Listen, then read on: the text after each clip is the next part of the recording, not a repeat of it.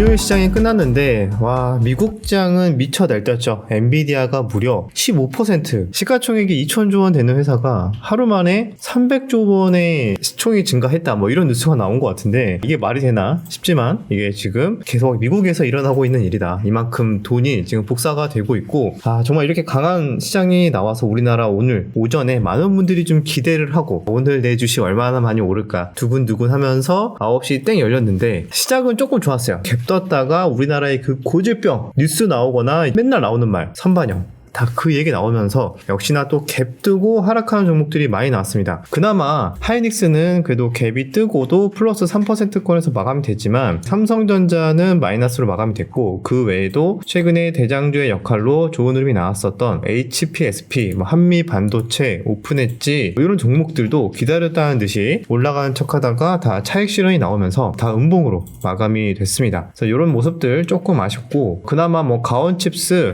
이런 종목들은 그래도 상승권에서 마무리가 되긴 했지만 전일 대부분 또 선반영된 만큼 생각보다 약한 모습이 나와줬다 이렇게 볼 수가 있습니다. 자, 우리나라 시장은 반도체가 미국의 탄력에 비해서는 좀 많이 약하죠. 그래서 한번 투자자 그 매매 동향을 한번 보면은 오늘 하이닉스만 매수를 했거든요.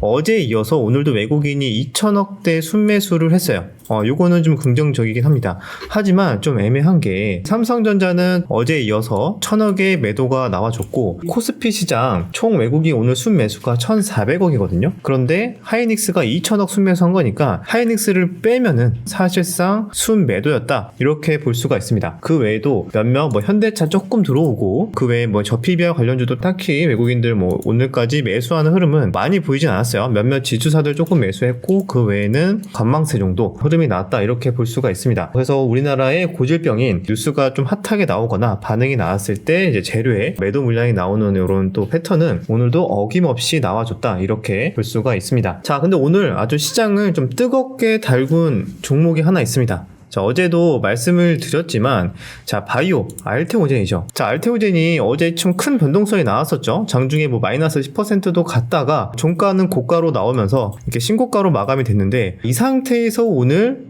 플러스 14% 시작을 하고 장중에 상한가를 터치를 했어요. 시가총액이 5조, 6조가 넘는 회사인데 도대체 무슨 일이 있었던 거길래 이렇게 큰 변동성이 나오고 오늘 가장 큰 또 거래 대금 무려 1조 2천억. 야, 대박입니다. 1조 2천억이 터졌어요. 오늘 사실상 거의 주도주라고 볼 수가 있는데 어떤 뉴스가 나왔냐. 오전에 이렇게 갭상승을 크게 만들었던 레포트가 하나 있었습니다. 현대차 증권에서 나왔는데 목표가를 30만 원을 제시했어요. 어제 급등하기 전에가 10만 원이었죠. 잖아요. 대비해서 200% 목표가로 상승을 시키면서 30만 원을 제시했습니다. 30만 원까지 간다면 시가총액이 적어도 15조 정도는 간다는 마인드인데 어떤 근거 때문에 이렇게 레포트가 나왔는지 한번 볼까요? 마일스톤을 제외하고 키트루다 매출의 5%에서 3% 정도 로열티를 만약에 받는다고 가정을 할 경우에 산정을 한 것 같습니다. 머크사의 키트루다에 있어서 이제 계약을 했기 때문에 우리의 또 알테오젠의 독점 계약이라서 무조건 이제 알테오젠 거를 이제 써야 되는 거예요. 거기에 따라서 일부 마일스톤을 받고 2028년, 2029년 이후에는 5% 또는 3% 정도 로열티를 받을 수 있다. 이렇게 일단 추정을 하고 있는데 관례상 보통 3에서 5% 정도 받는다고 합니다. 그러면은 키트루다의 매출이 40조 원 정도 한다고 하거든요.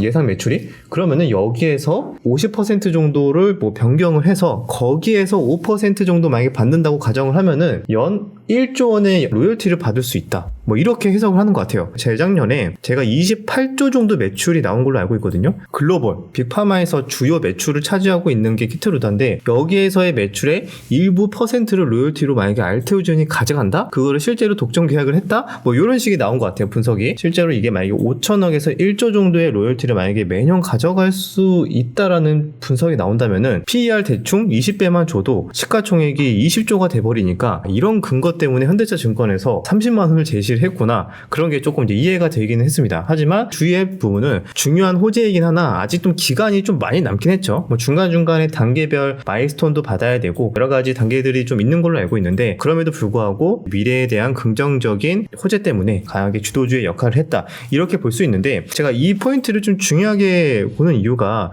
이 종목 그냥 하나 오르고 땡 아닌가요? 여기서부터 오를 수도 있겠지만 다른 게 있나요? 라고 생각할 수 있잖아요. 알테오젠이 이런 호재가 나오면서 강하게 거래대금을 가지고 가니까 거기에 관련해서 바이오 섹터들이 덩달아 지금 다 같이 좋은 모습이 나와주고 있었습니다. 아마 다음 주에 좀 중요한 포인트가 될 것 같거든요. 그동안 바이오는 조금 지지부진했고 너무 이제 반도체 쪽에 몰렸다면은 이제는 바이오가 다시 한 번 더 수급을 가져갈 수 있는 중요한 또 터닝 포인트가 되지 않을까 이렇게 판단을 하고 있습니다. 알테오젠이 강하게 수급이 들어왔으니까 오늘도 또 그런 분위기 때문인지 몇몇 바이오 종목들이 순환매가 좀 들어왔어요. 뭐 예를 들면은 또 비만 치료제로 예전에 좋은 흐름이 나왔었던 이런 펩트론 같은 종목도 지루한 이런 하락 이후에 오랜만에 16% 상승이 나와줬고, 그 외에도 뭐 유한양행 이런 종목들도 오늘 4%대 상승, 그 외에도 여러 가지 바이오 종목들이 조금씩 살짝 추세를 돌리면서 이제 양봉으로 좀 바꾸고 있거든요. 혹시나 또 이런 대장의 우리 알테오젠 같은 형님들이 잘 버텨주면은 다음 주에 바이오 종목 내에서도 순차적으로 순환매 들어오는 이런 장세도 한번 기대해 볼 수 있지 않을까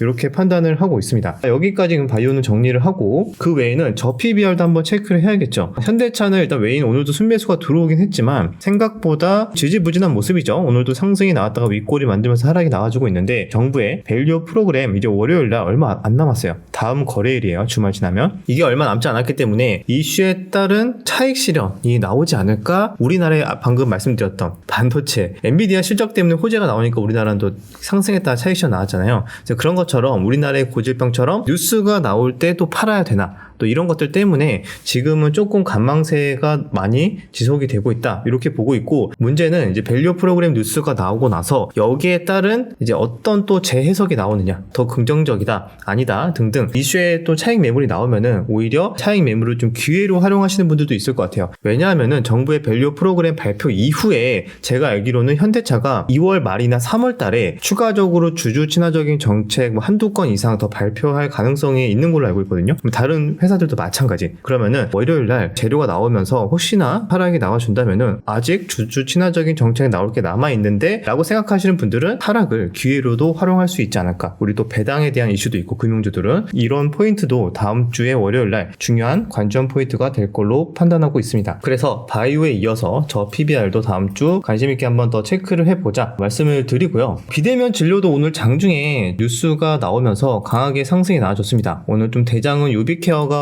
역할을 좀 해줬는데, 어떤 뉴스가 나왔냐, 한 총리 오늘부터 비대면 진료 전면 확대를 한다 이런 뉴스가 나왔고, 의사의 집단 행동이 종료되는 시점까지 비대면을 전면 허용한다. 조건부긴 해요. 그래도 이런 뉴스를 기다렸던 만큼 비대면 진료 관련된 종목들은 오늘 일제히 또 강한 상승이 나왔는데, 중요하게 봐야 되는 포인트는 이제 더 이상 나올 게 있느냐가 포인트가 될 수가 있는데, 사실 나올 게 다 나오긴 했거든요. 그러면은 테마주의 관점을 봤을 때는 앞으로의 추가적으로 나올 만한 재료는 없는 거는 아쉬운 부분이나, 그래도 뭐 좀 더 체크해 볼 게 있다라고 본다면은 정부와 의협 간의 갈등이 이게 단기간에 끝날 기미는 안 보이니까, 혹시나 요 갈등에 어떻게 더 심화가 되는지 좀 더 완화가 되는지 여부에 따라서 이쪽 테마들도 조금 변동성이 좀 더 이어질 수도 있지 않을까 이렇게 판단을 하고 있습니다. 2차전지 소재 이런 종목들도 뭐 몇몇 종목도 있어요. 여전히 나쁘지 않은 흐름들 조정이 나와줘도 좀 반발 매수세 들어오는 모습들이 나와주고 있다. 종목마다 차별화는 나올 수 있겠지만 다음 주까지도 2차전지 소재 내에서도 일부 순환매 예상을 해볼 수 있지 않을까 보고 있고, 초전도체도 끝나지 않죠. 그냥 초전도체 신성델타 올려놓고 지금 안 빠지고 있긴 하거든요. 확실히 초전도체 아직 패를 까보지 않았다, 우리는 깔 때까지 존버다 라고 생각하시는 분들이 많기 때문에 3월 4일날 발표를 할 때 혹시나 이제 공중부양을 해서 발표를 할 수도 있지 않을까라는 기대감 때문인지 몰라도 엄청나게 지금 반발 매수세도 확실히 있다는 거 확인을 할 수가 있습니다. 그 외에도 뭐 몇몇 종목들은 이때다 싶었는지 초전도체 사업을 뭐 추가하는 것만으로도 막 상한가를 가고 그래요. 그런 움직임이라서 잘 모르시는 분들은 그냥 조심스럽게 그냥 가볍게 참고만 하시면 될 것 같습니다. 오늘 진짜 한번 정리를 해본다면은 엔비디아가 엄청나게 떡상을 했지만 우리나라 반도체는 하이닉스를 제외한 차익 실현이 나오면서 투자 심리가 오히려 좀 부정적으로 바뀌는 그런 모습들이 나와졌고, 하지만 하이닉스는 외국인 순매수가 들어왔잖아요. 아무래도 이런 이유 때문에 많이 들어왔을 거예요. 3월 달에 엔비디아 AI 가속기에 차세대 HBM 탑재가 예상이 되고 있어서 여기에 따른 기대감으로 하이닉스만 차별화된 모습이 나와주고 있고, 거기 관련해서 순환매 잠깐 들어왔던 게 고영 같은 종목은 오늘 신고가 살짝 찍고 이제 하락을 했죠. 이런 식으로 일부 반도체도 차별화돼서 한두 개씩 순환매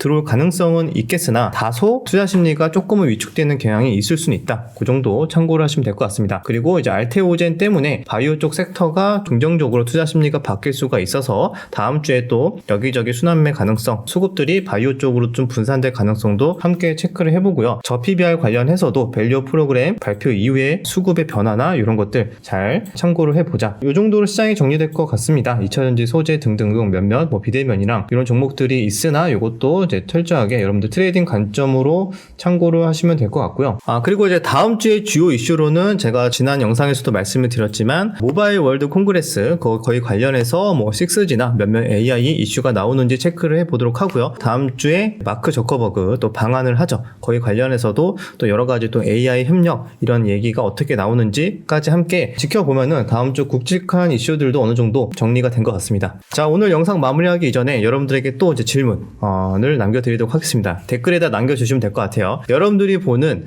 다음 주 1순위 섹터, 1순위 테마에 대해서 자유롭게 의견과 함께 댓글로 남겨주시면은 많은 분들이 참고하는데 도움이 될 것 같습니다. 왜냐면은 오늘 또 반도체 흐름 때문에 또 많은 분들이 또 생각이 바뀌었을 수 있거든요. 왜냐면 어제만 해도 다 반도체였어요. 반도체 무조건 뭐 몰빵이다 약간 이런 느낌이었는데 오늘 보더니 잠깐만 이게 맞나? 약간 고점인가? 약간 이렇게 생각하시는 분들도 많은 것 같아서 여러분들의 의견 또 댓글로 자유롭게 남겨주시고요. 자, 명언입니다. 가장 큰 리스크는 리스크를 지지 않는 것이다 라는 말이 있습니다. 자, 이 말은 투자하는 게 무섭고 뭔가 그래서 뭐 현금만 쥐고 있다면은 이제 리스크는 없겠지만 그게 사실 리스크 없는 게 아니거든요. 물가는 계속 오르지 계속 다른 자산들은 계속 상승하지 이러면은 사실상 내 자산은 상대적인 거기 때문에 그게 더 손해를 보는 거일 수도 있다 뭐 이런 얘기인데 뭐 문제는 뭐 돈을 벌어야 그런 거긴 한데 그죠? 아무튼 리스크를 적절히 잘 지는 것도 중요한 포인트다 이렇게 정리를 하도록 하겠습니다. 여기까지 영상 마무리하고 또 다음 주 영상에서 뵙도록 하겠습니다.